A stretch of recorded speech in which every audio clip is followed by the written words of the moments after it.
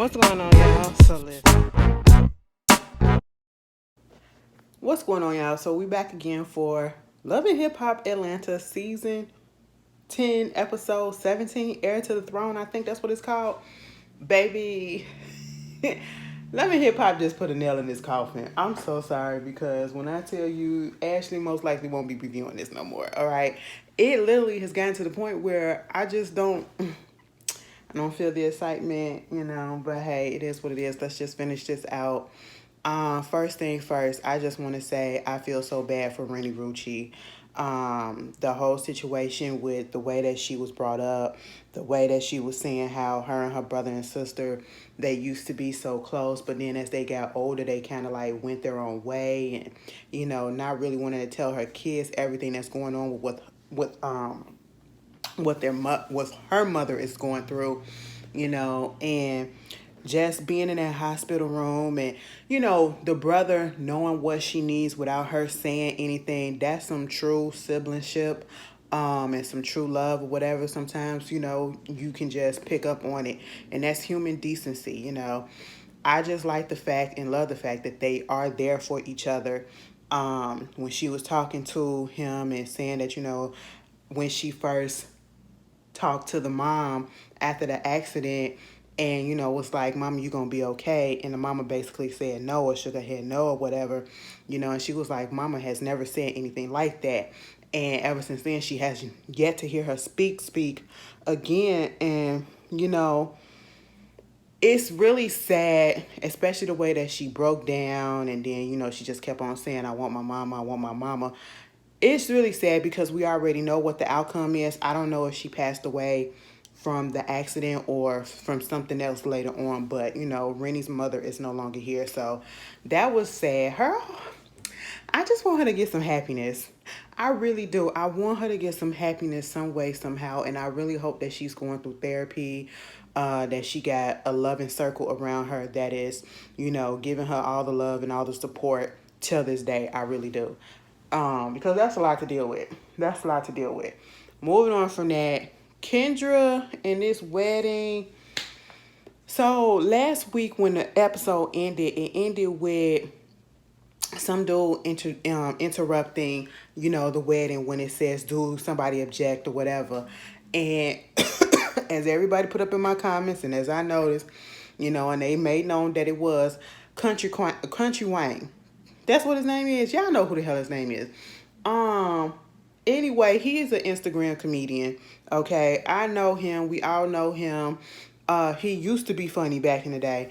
I just, some it's funny is subjective. Okay, I think I have a different humor than a lot of people because it's a lot of stuff. It's a lot of stuff that's out here on social media that I do not find funny that people be cracking up at.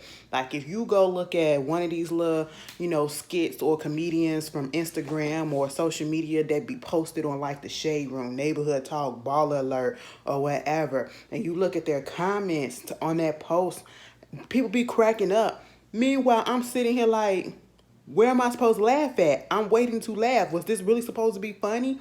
You know, um, it's certain people that I follow, which makes me so mad.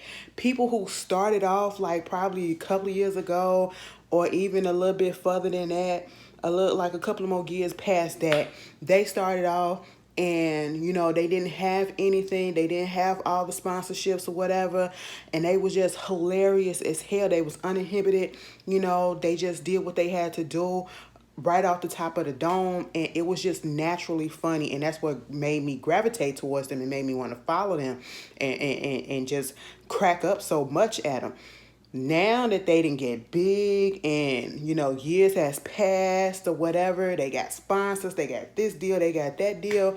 It seems like a lot of the comedians that be on social media, as soon as they get that sponsorship and they get that big check, baby, they lose their funny. Cause I be sitting here like, you used to be so funny. What happened? I just don't get it. You want to know who I feel like that? And I'm going to name a couple. Blame it on Quay, the TT. Oh my God. Y'all, I love TT. I love that. I know people probably going to say some stuff because, he's um imitating a black woman or whatever, and we get that, but sometimes it should be funny, okay? I get what it mean, I get the controversy behind it, but sometimes I just can't help but laugh. I'm not gonna sit here and lie, okay? What's so hilarious, I really don't find him funny no more. I still follow him because, I'm used to following people. And that's the thing. I won't take my follow back, when it comes to shit like that. Because at one point I did. It's almost like I think that, any day now you're going to come back to you. You're going to come back to you. Used to be funny, not funny to me. All that funny to me anymore. Oh my God. Wayne, Country Wayne, he used to be funny. He wasn't funny to me.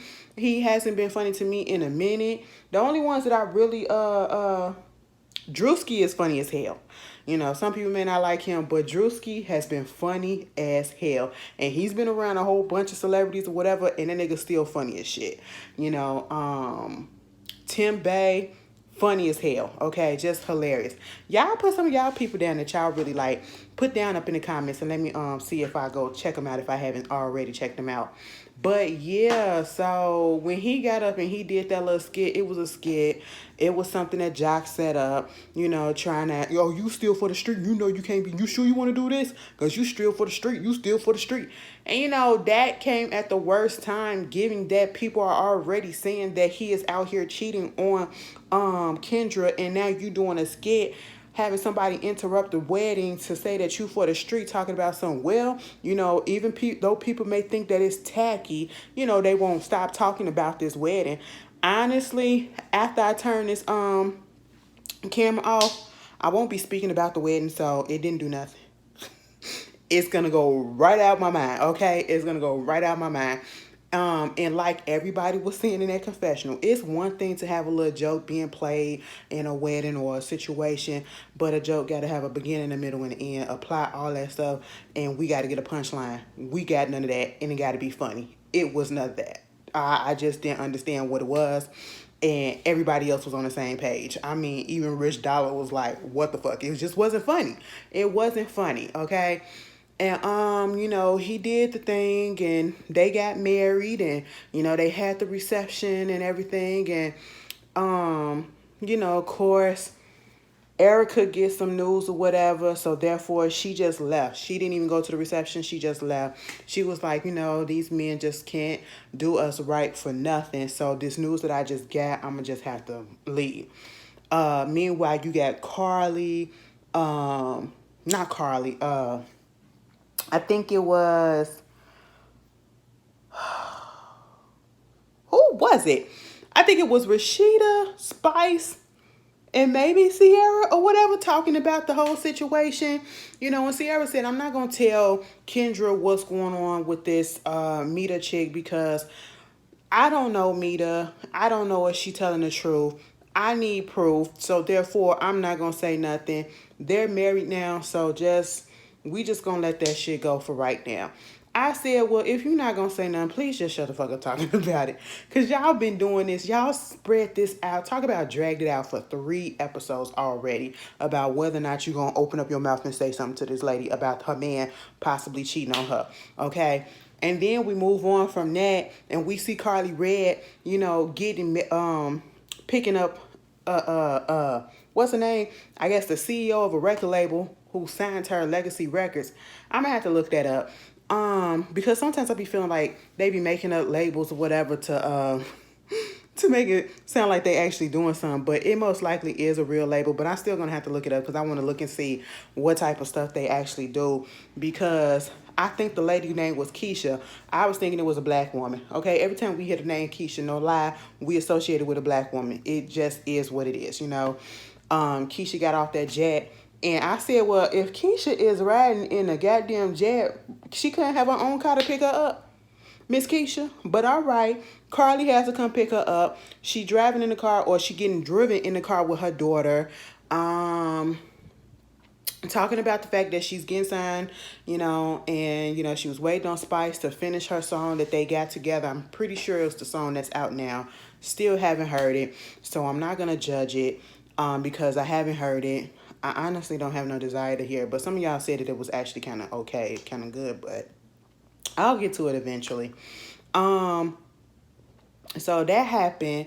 And while they in there talking, next thing you know, she get an alert talking about Jock possibly, allegedly has a new baby. And he just got married. My thing is, why is it that Carly got the alerts for Jock on her phone, beeping her? That's like Google alerts type of shit, okay? Why you got the notifications on his news beeping you, and then trying to act like you really so concerned about Kendra? Oh damn, yeah. They just said that Jock might have a baby on the way, or already just had a baby or whatever. I really hope he don't hurt that girl. Kendra, you ain't got to worry about me. What you got to worry about is Jock, though. Okay, I ain't checking for him. I'm trying to do my label. I'm trying to do my music. Okay, girl. So moving past that, we get to her going to the studio with Miss Keisha. Miss Keisha, Miss Keisha, Miss Keisha. And, Carly is the type of person, she's like, I done everything that I wanted to do, and except for achieve my, dream of becoming a music star, or at least just putting out a record or whatever. And, people trying to say that she can't do it because Louis Gucci Prada, pop them tags. She said, bitch, I'm still finna fucking do it, okay? I said, you're never too old, I guess, okay?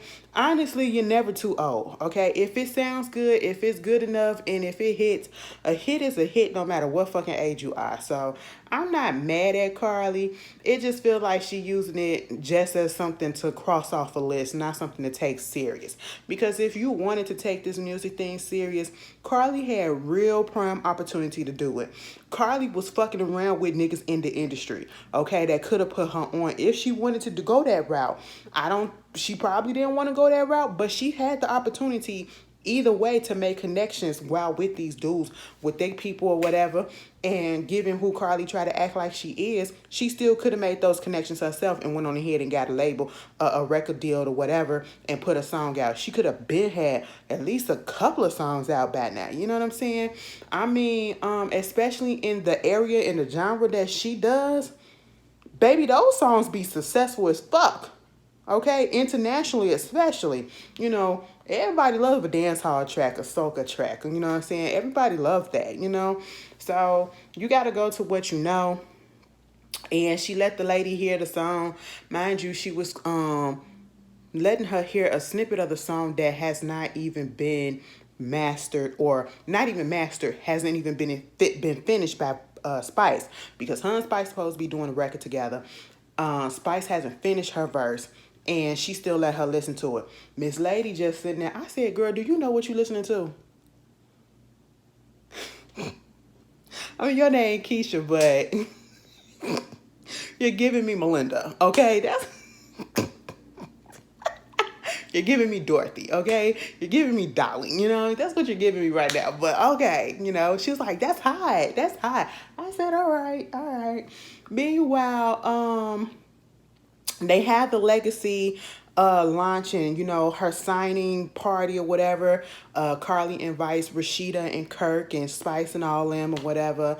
And, when she told Rashida what was going on, Rashida said, damn, okay, so Carly, you go ahead and get you a hit record, then you can get all the Prada, Gucci, Louis that you want, and you can have somebody pop them tags for you.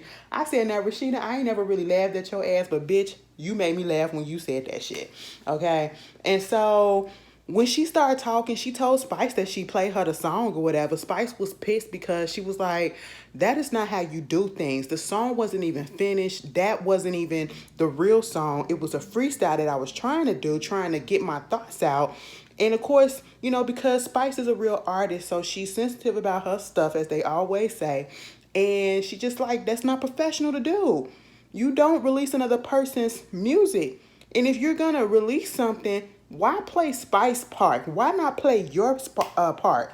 That's the part I didn't get. Okay, why not play your part of the record? And so when that happened, Spice had to call her out. Carly just acting soldier man. I just want to do a song with you. And I'm just sitting here like, why are we acting like this? Even Spice had to walk away because she was being too damn dramatic. You know what I mean? Fake crying and everything. It was just dumb. That whole ending was just fucking dumb. Meanwhile, you got this whole situation with Bambi and, Erica meeting up with each other, commiserating about what's been going on in their lives and, the jock drama and possibly having a baby and, him possibly cheating with a girl named Mita. So now it has gotten around to everybody and their sources about Mita and him. And they trying to figure out what to do, and if they should tell Kendra because Bambi is cool with Kendra. And it's like, well, how come Sierra didn't say nothing? Because Sierra was in the wedding. You can't tell me she was feeling okay with, knowing this information and stuff. So it's just like, if you're going to tell her, tell her. I'm so tired of this. At this point, they're dragging it. Go ahead and let the cat out the bag, okay? But then we get to Scrappy and Mama D. Scrap came over there to the house. Now, the reason why Bambi and Scrap could not come to the wedding was because they thought that they had Miss Girl. But what wound up happening is they had a false positive, okay? Mama D kept on talking about, go ahead and get vaccinated, all that stuff or whatever. Of course, Scrappy don't want to because he's quote unquote scared. Grow up. Anyway, but that's his choice. So that's no argument here nor there. You can't force somebody to do something that they don't want to do, right? Right. So, when he finally comes over, why was Mama D spraying the outside? Lysol, we are outside in the goddamn open, okay? Air, wind, all of the earth, all of the four elements, okay? Just spraying the fucking air like we are indoors, okay? Now, let me tell you something. When I got here, that's exactly what I did. I took that Lysol spray. I sprayed every fucking thing after I cleaned it down with bleach, okay? I ain't playing. I ain't taking no chances, okay? But that shit was funny to me.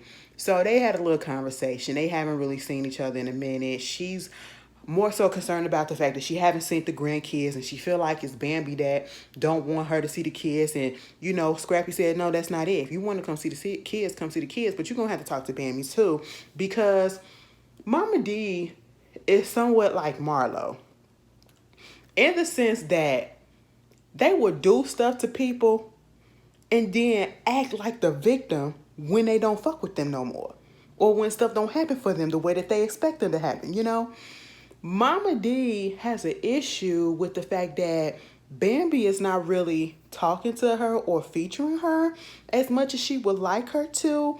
And she, was trying to get Scrappy together and telling him, go ahead and fix your relationship. The kids can see stuff and everything. But if y'all really want this relationship, do not get a divorce. Fix it, fix it, fix it. Do what you got to do to keep the bam and all that stuff. But yet, you was at Shay's wedding insinuating that the Shay and Scrappy could have possibly did something together when he was in Miami, when we was on Love in Miami, y'all, Loving Hip Hop Miami, remember? And then trying to throw it up in the air, trying to insinuate that it's a possibility that Scrappy could have been Shay's baby daddy, which we already know is not the case. But then you also getting in your feelings and not realizing that you literally told Bambi, you called her a bitch, and you accused her of trying to not only just divorce your son, but to take him for whatever little money that he got. Mind you, she never said those things, okay? And you are confused as to why y'all relationship ain't as close. I said, girl, if you don't get the hell up out of here, Mama D, I wouldn't talk to your ass, period, after no shit like that.